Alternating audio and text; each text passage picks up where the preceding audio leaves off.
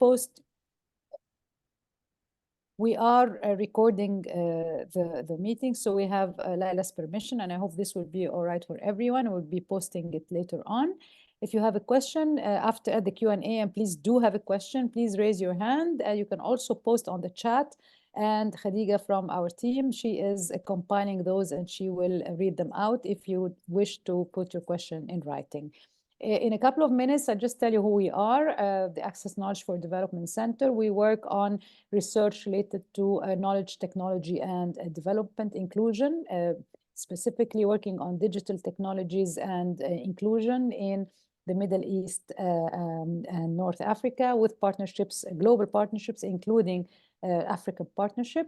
As I mentioned, we are the MENA hub for the for the fairness in AI, Feminist AI Research Network. We call the FAIR network. The A+ Alliance is a global feminist coalition of technologists, activists, and academics dedicated to the proposition that new algorithmic systems must not embed already biased systems into our collective futures, and that new models must reach beyond mitigation of bias to actively correct for historic inequities. It's really feminism as transformative.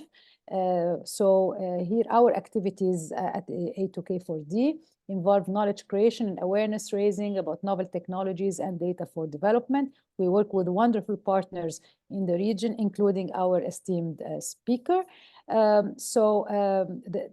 Laila and her colleagues, Laila Shereen Sakr, Azza Al-Masri, Mail Sharif, Ranwa Yahya, and Nadir Maawad, are collaborating with us on a paper titled Feminist Data and MENA Languages Towards Building Feminist AI Tools with keywords NLP, Arabic, French, English, Chat GPT, LLMs, and training data. Laila will talk to us today about her book, her wonderful book, Arabic Glitch. I'll leave her. Laila is Associate Professor at the Department of Film and Media Studies at UC, University of California, Santa Barbara. I'll let her present the title of her talk and her book and her amazing work, and I can't wait to listen. So thank you all for joining. Forgive the rushed introduction. I want to make sure to give Laila the space to share her thoughts and her beautiful work with us. Thank you very much for joining. Over to you, Laila. Thank you. Thank you, Negla. Thank you so much for this invitation. Thank you, everybody, for being here today. It's a real pleasure to be doing this book talk and having this conversation with you in particular, and particularly in Cairo, where lots of this began. And in fact, many of you are actually in the book as well. And I'm not going to talk about, I'm not going to walk through the book itself, but I'm going to tell you more about how it came about, why I wrote the book, and some of the larger ideas. And I'd love to have room for conversation afterwards. I created I have a short, small little, let me share my screen here. Little slide. Here we go. Oops. Let's make it smaller.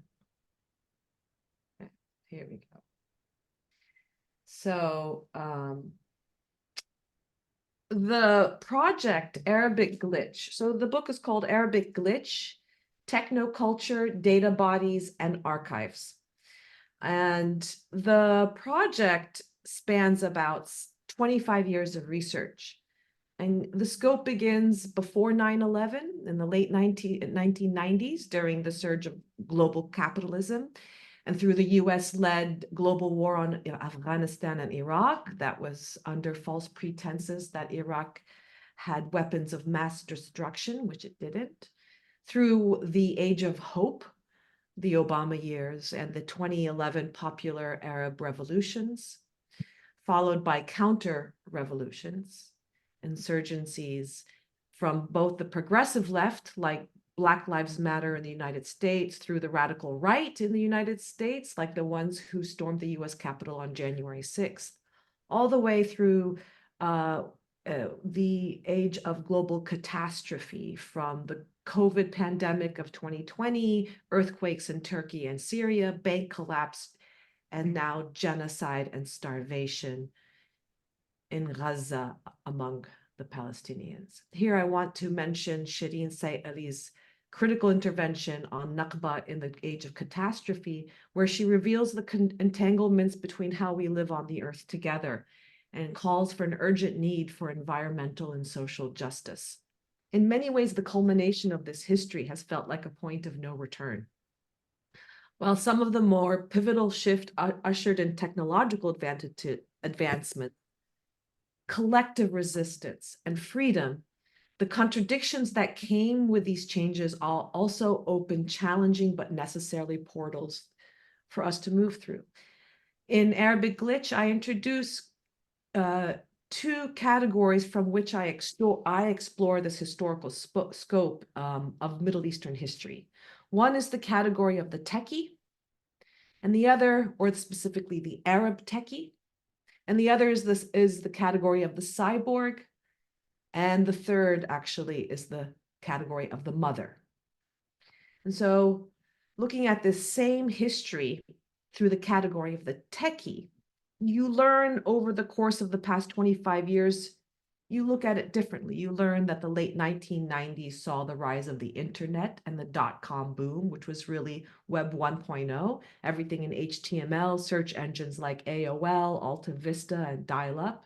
You've got mail.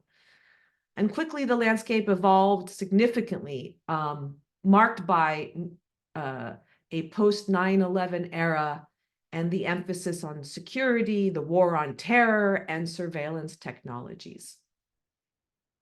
The mid-2000s brought about Web 2.0, which is really a shift from the static one-way communication of HTML, and then we had interactive and collaborative content creation, enabling user-generated content. Blogs and social media platforms like Facebook in 2004 and Twitter in 2006 were first born. Yet while Zuckerberg and Dorsey were building companies, Arab techies were building and hosting each other on free and open source platforms and organizing global communities who were protesting the global war on Iraq and Afghanistan. Arab techies were holding Linux training workshops, code sprints, and enabling Arabic script online. And thus, through the category techie, specifically Arab techie, we see these years differently, not as an Arab Spring, which refers to the 19th century popular European protests, but rather within the region's history of anti-colonial resistance and revolution. The smartphones and social media played an important role in 2011, as technologies always do. However, it's not the whole story. The category mother invokes lots of emotions for everybody. And every time I bring this up, I see the look on people's faces shift. It is often a very narrowly defined category with our highly heteropatriarchal systems and structures. In 2007, I became one, a mother, and it forever changed the way I experienced the world. I became aware of just how much care and attention human beings need to grow up and become adults, and how the model of the nuclear family restricts that critical need for attention and care to the basic amenities. Here, I want to reference Nadine Nabar's work on the politics of radical mothering, in which she calls the attention to radical potential of mothering during the Egyptian revolution, particularly focusing on leftist women's activism, and their participation in the 2011 revolution while simultaneously mothering young children. She did ethnographic research and emphasized that the dual roles that these activists plays highlighted a transformative power challenging traditional norms, both the rupture of the present and envisioning a different future. Meanwhile, Laila, sorry, Laila, do you want to change the slide on the mother? Are we still with it? Yes. Thank you. Thanks.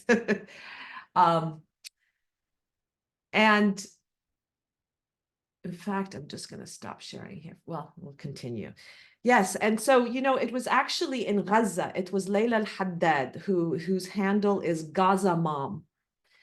She was one of the first who influenced me she was one of the first influencers on Twitter. In 2007 and 2008, I started following her. And she was the first Twitter user I began to archive in what became a social media archive and analysis system, Archive, that eventually archived almost 80 billion tweets in 72 languages. But it was really going back to 2007 when I felt this urge and need to archive the internet in Arabic.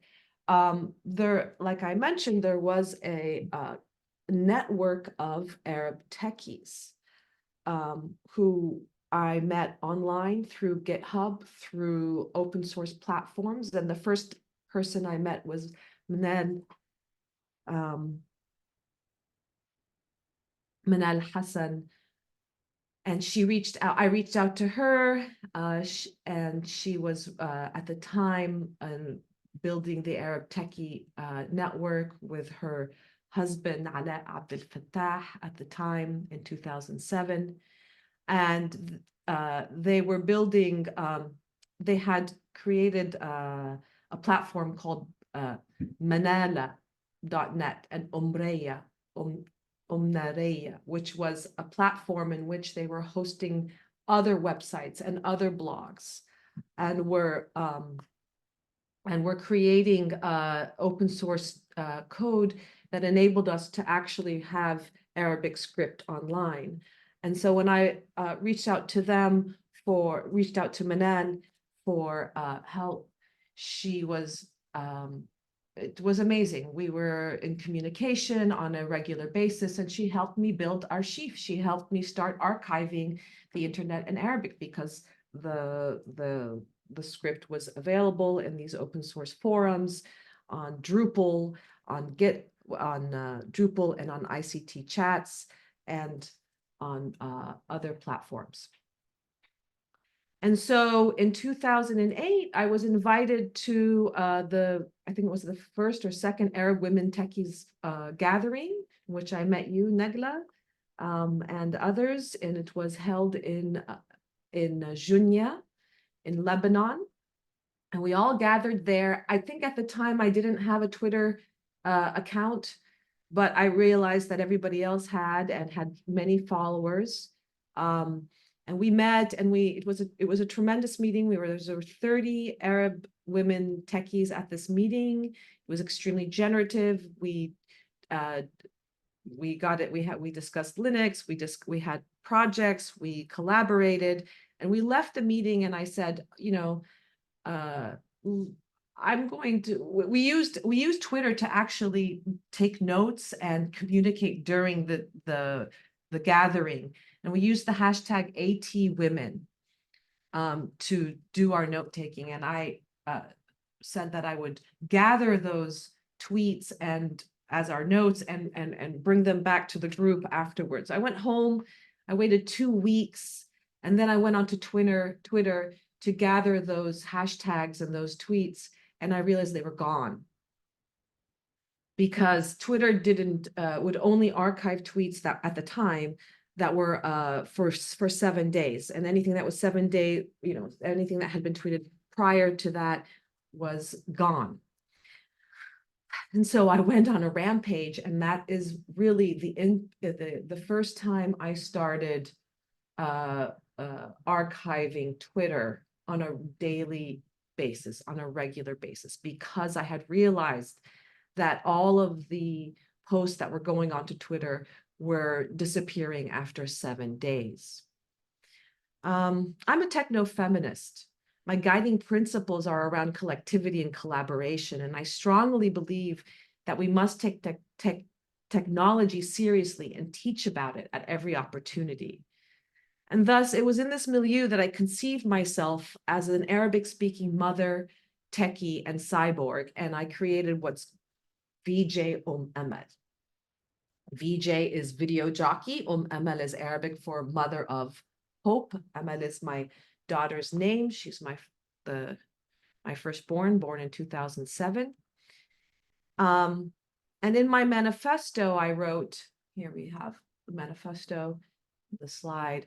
I wrote, I reappropriate emerging technologies and processes that are both creatively productive and critically analytical in order to offer insight into how people from different backgrounds and political actors can not only survive, but also become more empowered to create change in an increasingly networked culture. I have always been motivated to communicate across differences. The book emerged from a pressing need to bring these different groups of people into conversation about the entanglement of digital media, technology, politics, art, and culture in our contemporary lives.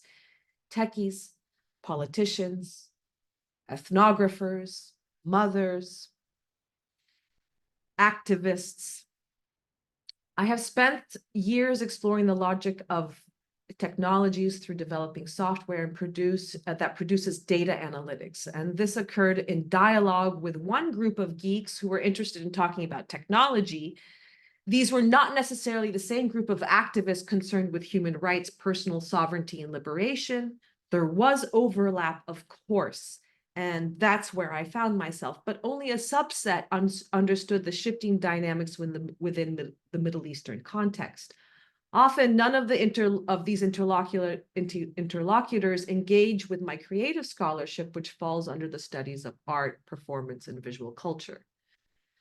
The point is that this creative scholarship and this book is a method I use to reach across the variety of audiences, mediums, and cultures in which I'm engaging. And while I have been thinking through and researching the ideas in the book through articles for specific audiences or software applications or art practices and production, I arrived at a point where I needed to explain my thoughts through a narrative, and that is what I tried to do with Arabic Glitch. The book explores the concept of glitch within the, I'm going to stop sharing my screen for a second, or I'm going to do this.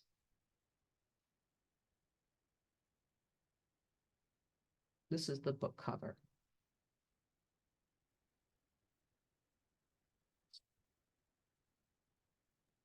The book explores the concept of glitch within the context of post-human techno-feminist theory and practice. What does that mean? The implications of the interplay between technology and society. So glitches in the system, like a server breakdown, glitches are what I call like a digital banana peel. Okay. They are, I characterize the glitch as a slipping. It's a loss of control. It interrupts a system and reveals the inner workings of the technology. And Arabic Glitch describes an alternative origin story for these 21st century technological innovation and politics.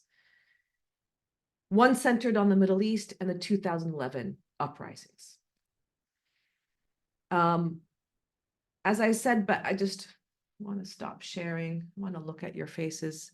As I mentioned, before, there you are. Through the lens of the Arab.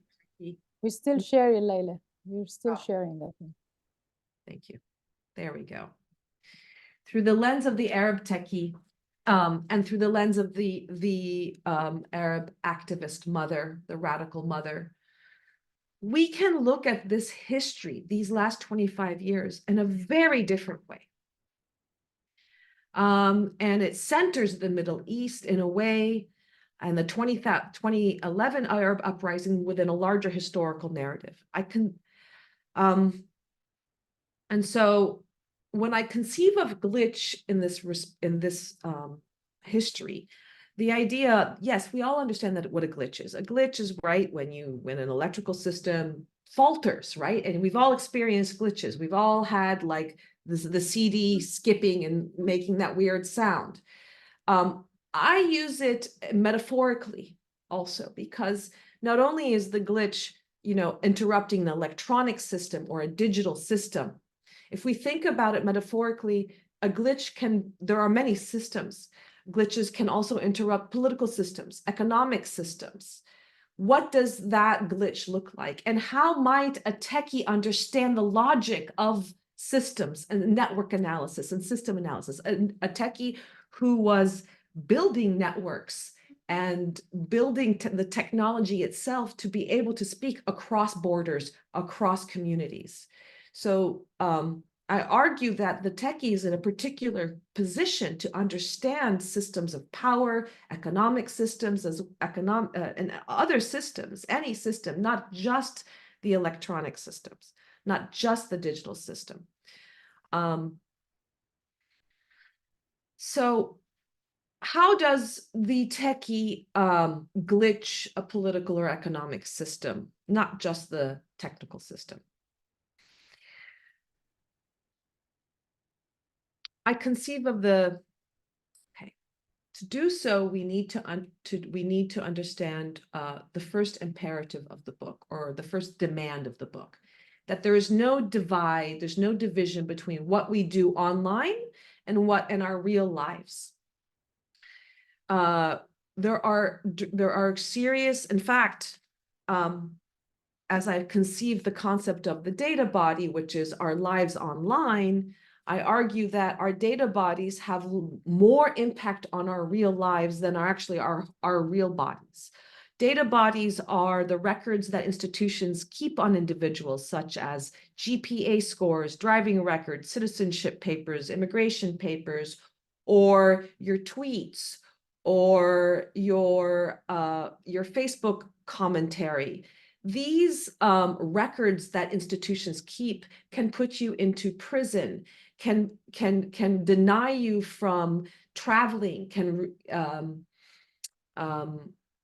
deny you from having a home, from getting a home, these are the records by which institutions make choices on your real bodies.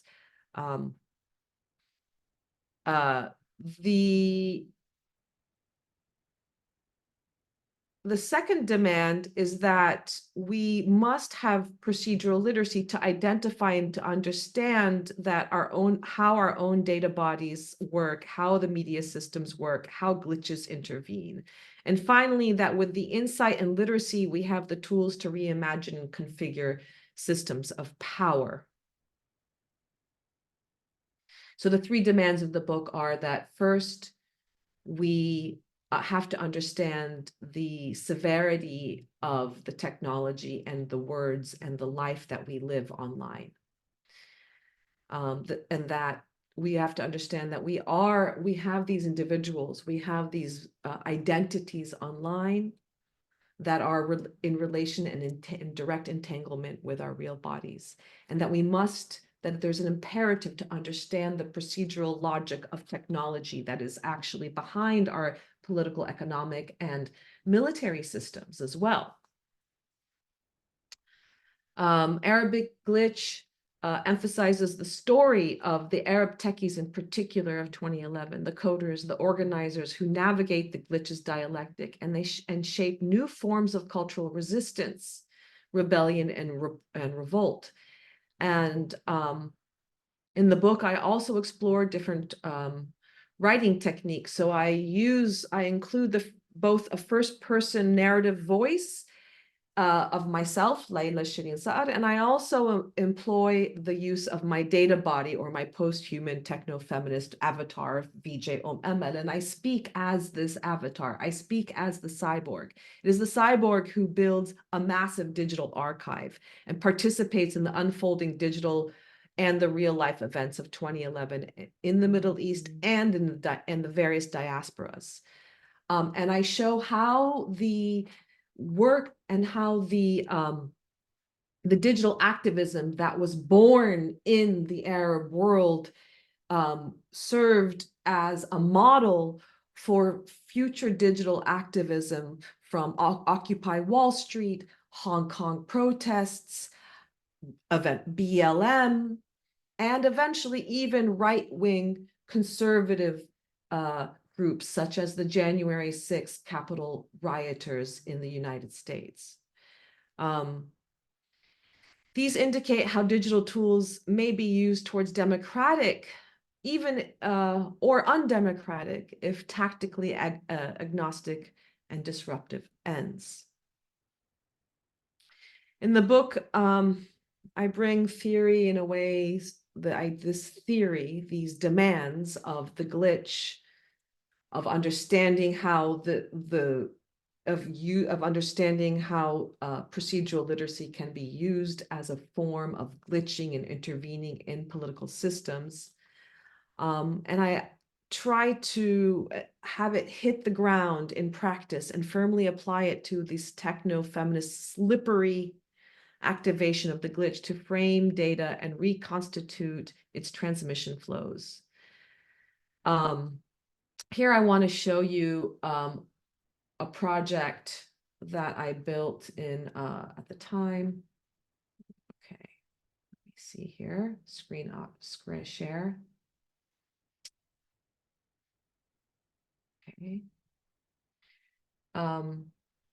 This is a project called Boys on the Beach series, and this is the cover of my book. I'm going to take it back. I'm going to show you the first iteration. Okay. So in this piece, this work came out of 2014. I'm going to play it silently while we talk. And what I had done in this piece here, this was in July 2014, the Fa+ir boys were playing soccer in Gaza, and it's a famous picture of the three of them. There's actually four boys. There's a fourth boy here is it's not in the scope of it's not in the frame. And they were playing soccer, and we have this beautiful picture that was taken actually through a surveillance camera, because you can see on the edges of the original image, you see the surveillance camera.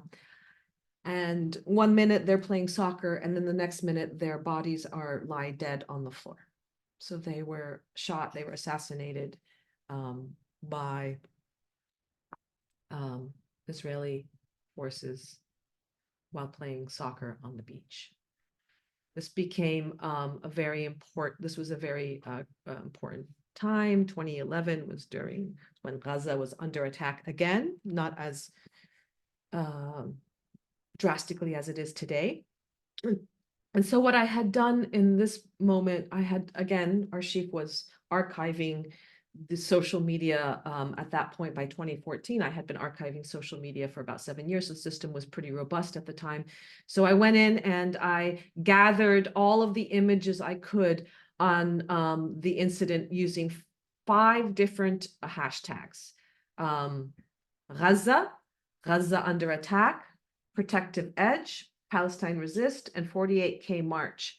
These 5 different hashtags represented 5 different not 5 different perspectives, but different perspectives on the events. And you can see here on the assassination, this is Palestine resists. I'm sorry, let me scroll this back. So what I did was I collected all of the images and I reconstituted the image of the boys back alive, standing, playing soccer again on the beach. And I reconstituted that image using many of the images that were tweeted. And then I went, and as you see now, I went and I organized the images by hashtag, so you could do a comparison. You can sort of have a visual comparison. Here's the mosaic. But you could have a visual comparison of what it looked like, what the images that those who are using the hashtag Palestine resist or protective edge were tweeting compared to those who were tweeting about Gaza under attack. Those two were the most different. The protective edge is the Israeli state hashtag that is used to show that the bombing in Gaza was to protect the Israeli state.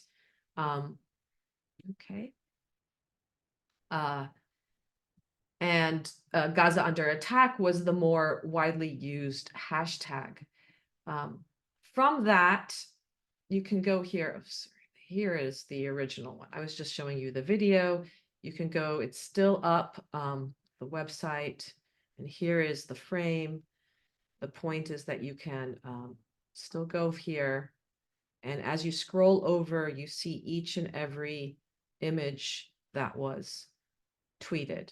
And then, right, and then you go at the very top of the page.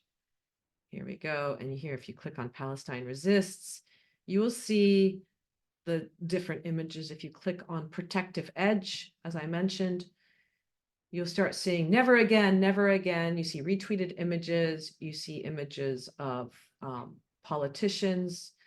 You see images of data, right? If you hit on Gaza under attack, you start seeing a lot of injured and wounded children.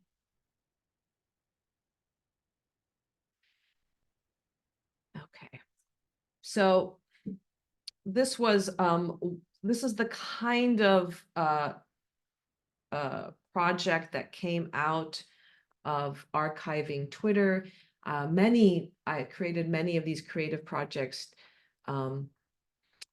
and built on them over time. So this was created in 2014. The next year, as you know, as we watched Gaza under attack again, and we watched really nothing come out of it, I found myself recreating this image in different ways. I glitched the image. This is an aesthetic technique called pixel sorting, in which you go into an image and that you can see what pixel sorting looks like. You might have seen this in other artwork, but it's done using processing. It takes a particular, the most contrasted 2 pixels and then elongates that contrast through a horizontal line, and that really distorts the image. It's not the image that was supposed to see, but rather a glitched image. And here I am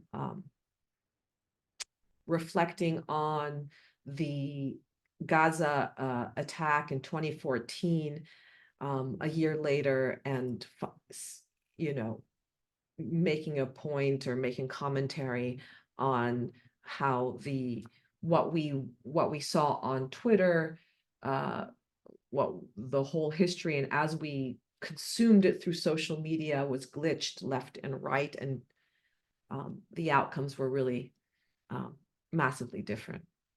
The accumulation and circulation of images of young bodies under siege in Gaza in 2006, 2008, 2012, 2014, 2016, 2023 has become excessive and obscenely voyeuristic. And so it's really this archival impulse that I have. I still have it now. It's a very weird archival impulse to archive these horrific moments. In 2017, I stopped archiving regularly when my friend and colleague and comrade Ala Abdel Fattah was once again put into Torah prison for a tweet he had retweeted, actually. And at that point, I realized, I thought to myself, for whom is this archive? Who is it serving? These are the, for who is this serving? I mean, these data bodies are, this data is used against us and for us. The data has no politics. The data has no politics. It is used and wielded by a variety of people at different times. Today, there's a digital war on Gaza as well as a real war on Gaza. And it's been absolutely, I don't even know where to begin.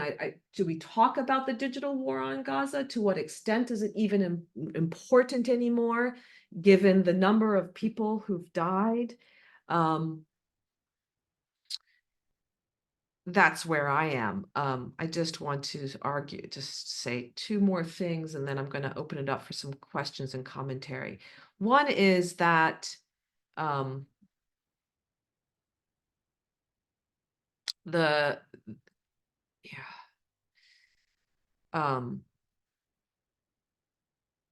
there's no more there's no more ISP spared in Gaza. There's no more Palestinian ISP spared. Overall internet traffic has decreased by 90% since October. There are Chinese companies who are helping Israel surveil Palestine, and it's going unabated and unwatched.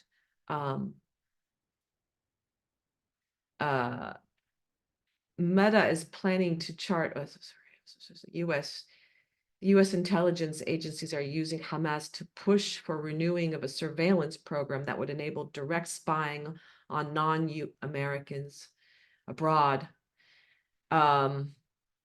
using illegal loopholes of Section 702, the Foreign Intelligence Surveillance Act. And so my call to us today is to think about how might we, within the new world of surveillance technologies and large language models and the next level of technology, how are we to conceive of resistance? How might the glitch be used as a tool or a technique for resistance today? Okay, I think I'm going to just stop here. I see there are questions coming, and I prefer to ask those questions. Yes.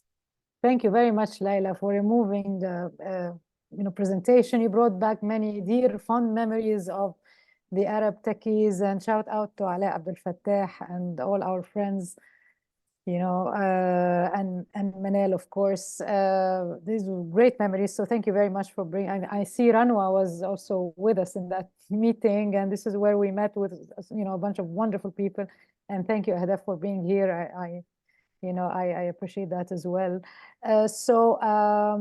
Yeah, that was very moving, actually. So let me, then I have two questions. So I will start reading one in the Q&A and one in the chat. So we'll start with these, and we have 15 minutes, so let's make sure we address those.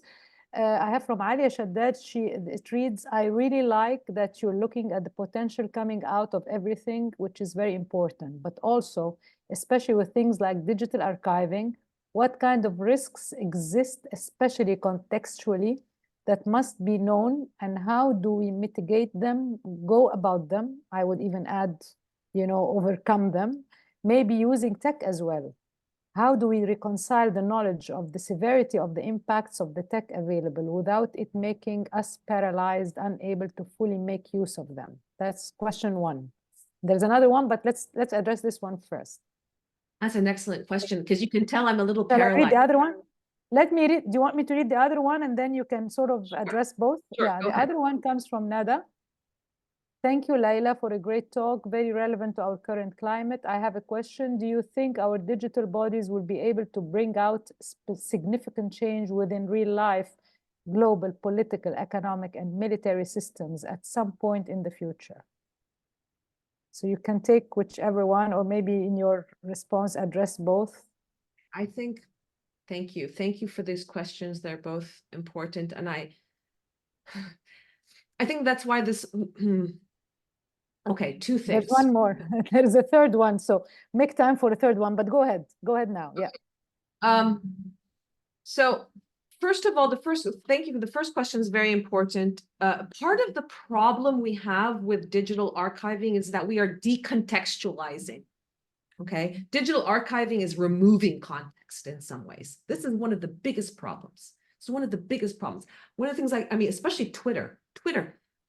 I still can't get over how people can lose their jobs, be imprisoned over a tweet, which is, I don't know, X number of characters. That for me, it's so decontextualized. Nothing on Twitter can be contextualized unless you're looking at an entire thread and you're adding more context. So there's an inherent problem with digital archives in that it is a deep contextualizing process. how do you recontextualize it? How do you offer it back? I mean, it can stay decontextualized within your database. And I think this is where creative productions are really important, like the one I was showing you, the Boys on the Beach piece. Being able to think creatively, not like a data scientist. I'm sorry, I love data science, but I think we need to take the data science and tell stories with it. And that's where a lot of digital humanities scholars are doing. And there are games that are being made that are creative. There are creative outlets for that. However, it becomes a creative project. And like I said, at the beginning, I found that those people are not talking to the people I want to talk to. Like the people who are looking at the creative work don't necessarily look at are only looking at the data science. They only want the data science, and they don't understand how we bring back the context. I think one thing that's necessary for that to happen is procedural literacy. People need to have literacy in technology more. I think this is really at the key, that we need to teach procedural literacy K through 12. Children need to know it. It's got to be taught before people arrive into college, and so that we can have an entire generation of people who can think of digital research, digital content in new ways. And shout out to Adaf and Ranwa's project, the Arab Digital Expression Foundation. Their work is tremendously important. We have to teach the children. My answer is the children are the future, just saw my daughter walk out the door. It's going to make me cry. It's our children who can help. We must think about how to teach this for the children. How do we, because we have to have, they're the ones who can really honestly imagine a world where archives are used in everyday conversation and in ways that are different. I think that's the most important thing, is to recontextualize. How do we recontextualize data? And the other problem with data is that we can't think without categories. And that's why I brought up the category of mother, the category of techie. I don't know that we can think without categories, and we need categories and databases. And so the problem is also in the categorizing. Sorry, go ahead. No, please. And so to go to the second question, yeah, would you say the change, I mean, go ahead. So the second question, yes, I think that I have hope that we will be able I do have hope. I still am amal. And I do have hope that we will collectively be able to contribute significant change in our political and economic systems. It's a collective thing. And now I think about our digital bodies. If you think about Gaza today, and the global uprisings and protests in support of the freedom of the Palestinian people and the liberation of the Palestinian people, I mean, the country of South Africa has taken Israel to court through the ICJ, and this is a historic, big H, historic moment.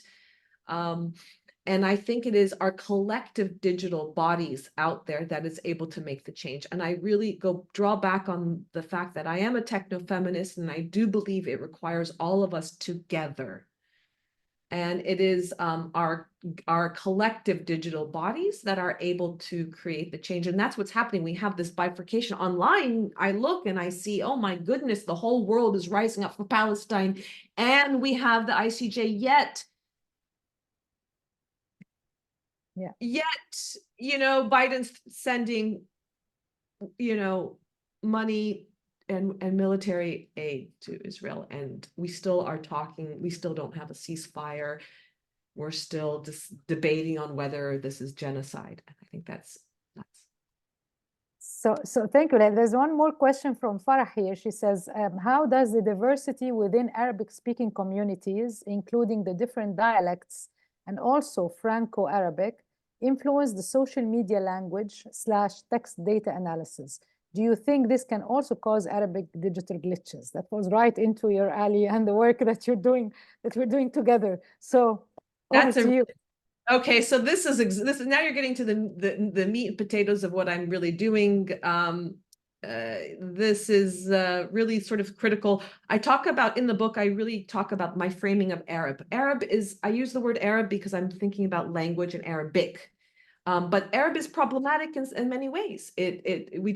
Outside of the Arab world or in the Arab world, but not in the Arabic language, we have Berbers in North Africa, and we have my mind's drawing a blank, but there are many groups of people who are not represented. And so that's really a problem. I mean, the Arab world historically is not necessarily inclusive, and there are lots of things that we need to look at. And why are these dialects and these different linguistic dialects are a reflection of the different power relationships and the dynamics within the Arab world that need to be investigated. And so, yes, they do create lots of glitches. I think one of the biggest issues is that Twitter is people use عمية and are using عمية, and عمية بتاعتي أنا is not your عمية. My عمية might have English and French, and it might be speaking to exactly which kind of Egyptian how I speak. And also when you which Arab, how are you going to create an analysis of Arabic online when there are multiple ways of speaking Arabic?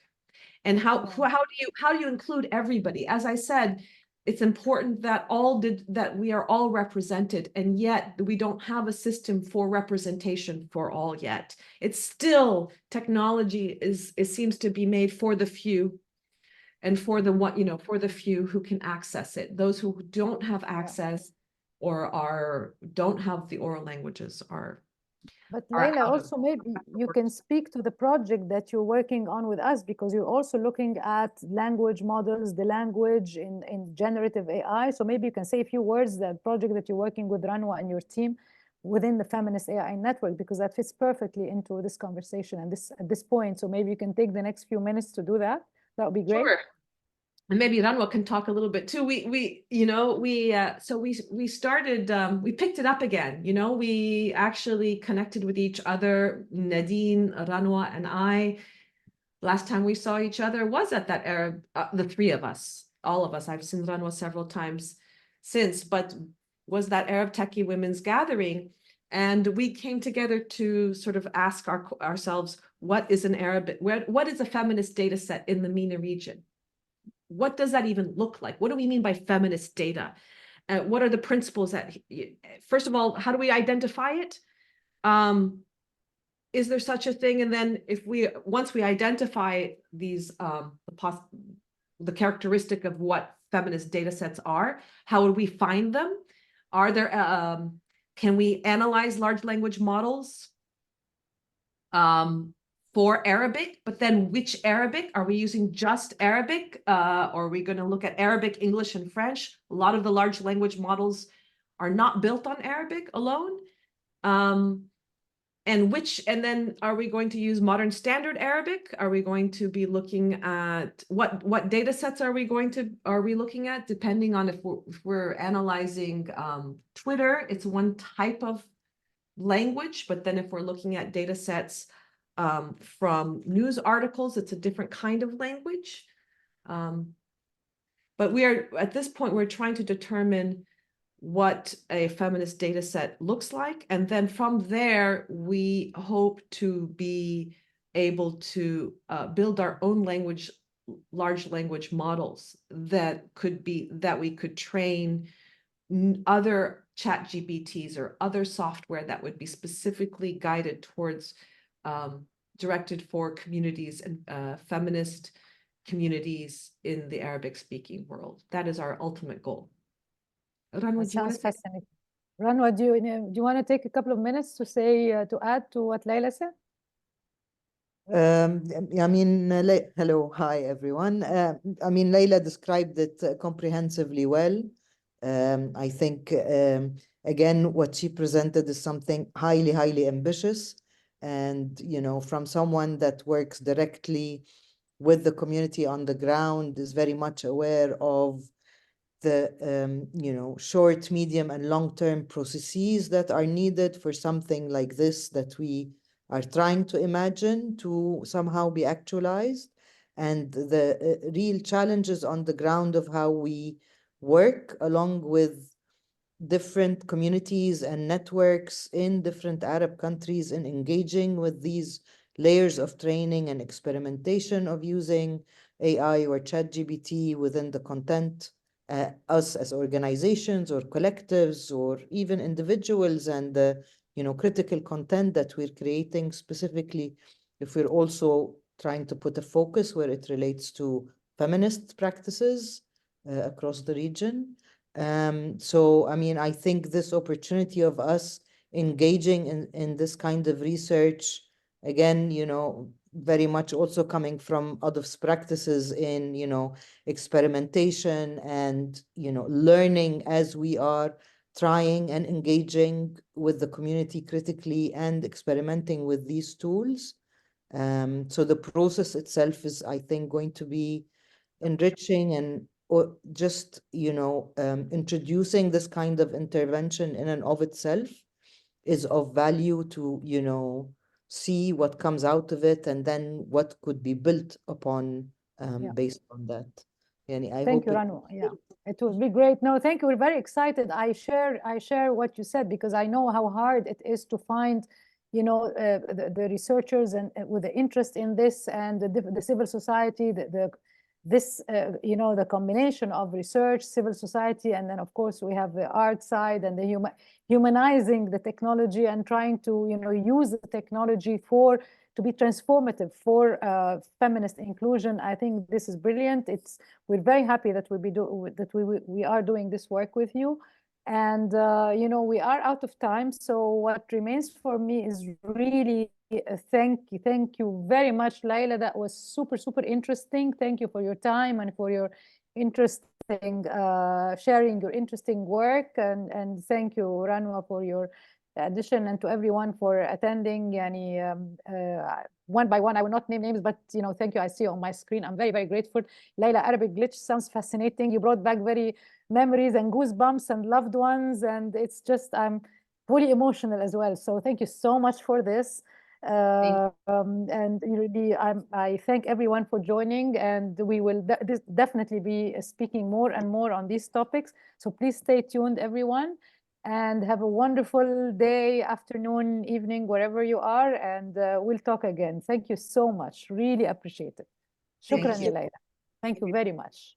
Have a wonderful day. Thanks, everyone. Bye-bye.